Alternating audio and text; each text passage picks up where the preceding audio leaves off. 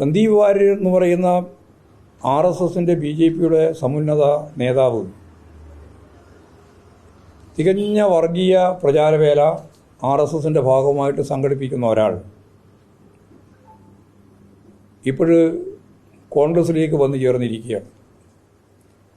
അദ്ദേഹത്തിൻ്റെ RSS ബന്ധം ഉപേക്ഷിച്ചു എന്ന് ഇന്നേ വരെ പറഞ്ഞിട്ടില്ല. BJPയുമായിട്ട് ബന്ധം ഉപേക്ഷിച്ചു എന്ന് മാത്രമേ പറഞ്ഞിട്ടുള്ളൂ. RSS ആയിരിക്കുമ്പോൾ എന്തൊക്കെയാണ് പറഞ്ഞിട്ടുള്ളത് എന്ന് എല്ലാവർക്കും അറിയുന്നതാണ്.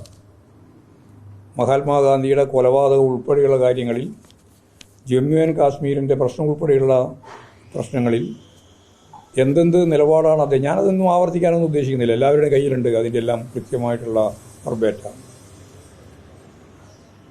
അപ്പം ഇങ്ങനെയുള്ള ഒരു പ്രശ്നം പത്രപ്രവർത്തകന്മാർ കേരളത്തിൻ്റെ KPCC പ്രസിഡന്റിനോട് ചോദിച്ചു.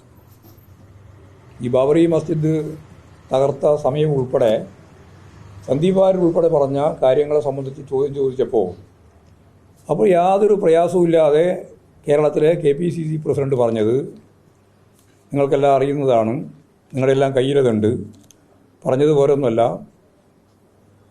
അത് ജാമുവാൻ കാലത്ത്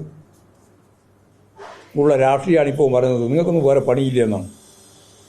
ജാമുവാൻ്റെ കാലത്തുള്ള രാഷ്ട്രീയമാണ് നിങ്ങളിപ്പോൾ പറയുന്നത്, നിങ്ങൾക്ക് വേറെ പണിയൊന്നുമില്ലേ എന്ന് ചോദിച്ചിട്ട് പത്രസമ്മേളനം ഇറങ്ങി പോവുകയാണ് യഥാർത്ഥത്തിൽ സുധാകരൻ ചെയ്തത്.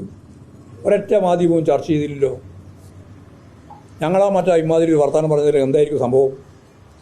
ജാമുവാൻ കാലത്തെ രാഷ്ട്രീയമാണ് ബാബറി മസ്ജിദ് പോലെ മതനിരപേക്ഷ ഉള്ളടക്കത്തെ അംഗീകരിക്കുന്ന ഒരു രാജ്യത്തിൻ്റെ അകത്ത് നൂറ്റാണ്ടുകളായിട്ടുണ്ടായിരുന്ന ഒരു പള്ളി തകർത്തതുമായിട്ട് ബന്ധപ്പെട്ട കാര്യം എന്ന് പറഞ്ഞിട്ട് എത്ര ആക്ഷേപങ്ങളും അധിക്ഷേപങ്ങളും ഉണ്ടാകുമായിരുന്നു കേരളത്തിൽ അങ്ങോളം ഇങ്ങോളം.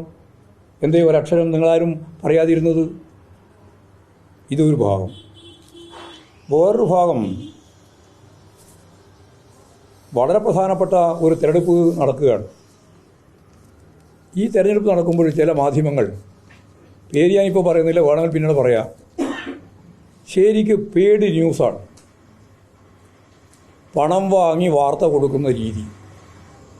ആ രീതിയാണ് എന്ന് ജനങ്ങൾക്ക് മനസ്സിലാക്കത്തക്ക രീതിയിലുള്ള ചില വാർത്തകൾ, ചില സംവാദ രീതികൾ കോൺഗ്രസിന് വേണ്ടി, പ്രധാനമായിട്ട് കോൺഗ്രസിന് വേണ്ടി ആ ചെയ്തികൾ പൂർണ്ണമായിട്ട് നിർവഹിക്കുന്ന നിലപാട് സ്വീകരിച്ച മാധ്യമ ശൃംഖലയിലെ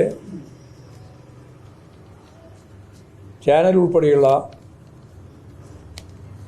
മാധ്യമ ശൃംഖല, അതിൻ്റെ ഭാഗമായിട്ടുള്ള ഈ വിഭാഗം യഥാർത്ഥത്തിൽ പെയ്ഡ് പണം വാങ്ങി വാർത്ത സൃഷ്ടിച്ച് ഇടതുപക്ഷത്തിനെതിരായി കോൺഗ്രസിന് അനുകൂലമായി രാഷ്ട്രീയം നിർമ്മിക്കുകയാണ്, ആശയം നിർമ്മിക്കുകയാണ് ചെയ്യുന്നത്.